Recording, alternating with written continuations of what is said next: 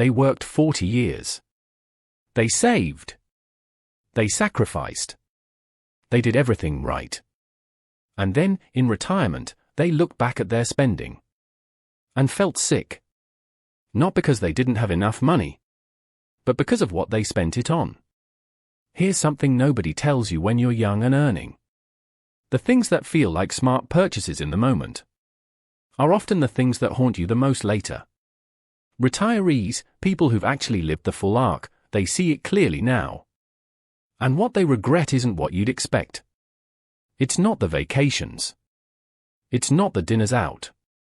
It's the quiet, responsible purchases. The ones that made sense on paper. Today, we're going through 17 of them. And I promise, by number 9, you're going to feel like someone finally said out loud what you already knew. Number 1, the big house. It was supposed to be the dream. More space. Better neighborhood. Rising property value. But what most retirees will tell you quietly, over coffee, is this. The big house became a prison. Property taxes. Maintenance. Heating bills. Repairs that never stop. And when the kids moved out, they were rattling around in 3,000 square feet, alone. The house didn't give them freedom. It gave them a second job. Number 2, new cars every few years. The moment you drive it off the lot, it loses thousands of dollars in value. Retirees didn't regret having a car. They regretted constantly upgrading. Every new lease. Every trade-in. Every just a little more per month. Over a lifetime, that habit quietly drained 6 figures. Sometimes more. Number 3, extended warranties. The salesperson makes them sound essential. And almost nobody ever uses them. Retirees laugh about this one. Bitterly. Number 4, whole life insurance, when term was enough. This is a big one. Millions of Americans were sold expensive whole life policies when a simple, affordable term policy would have done the job. The difference?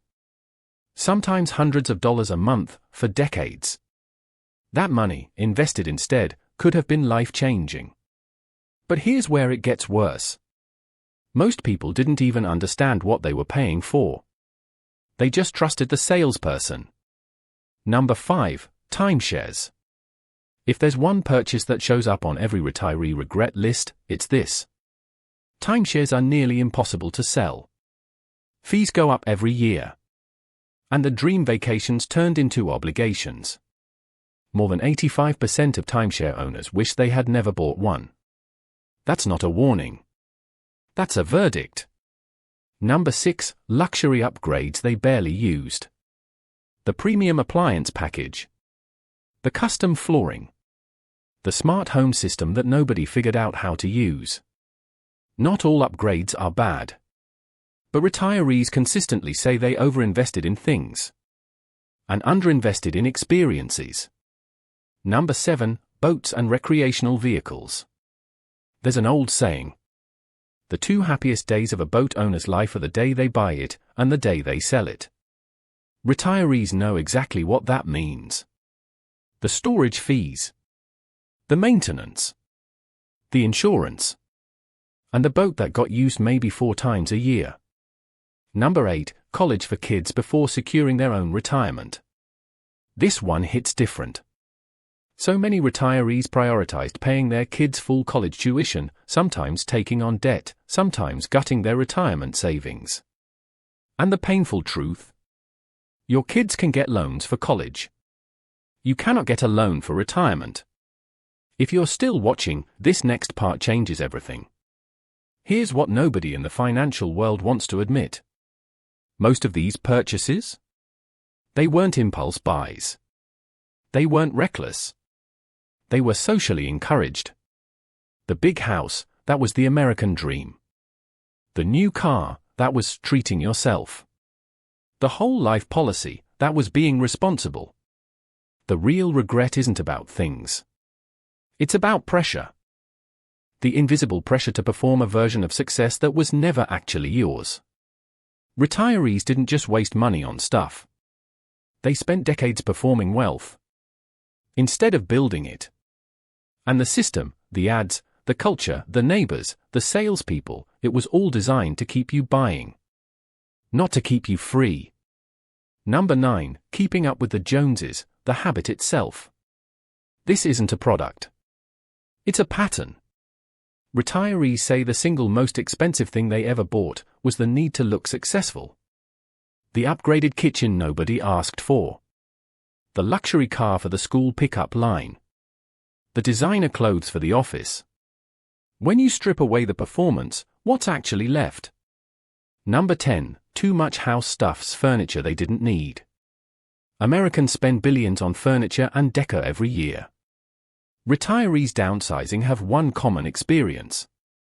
They donate most of it. Rooms full of purchases that filled space, but not life. Number 11, gym equipment they never used.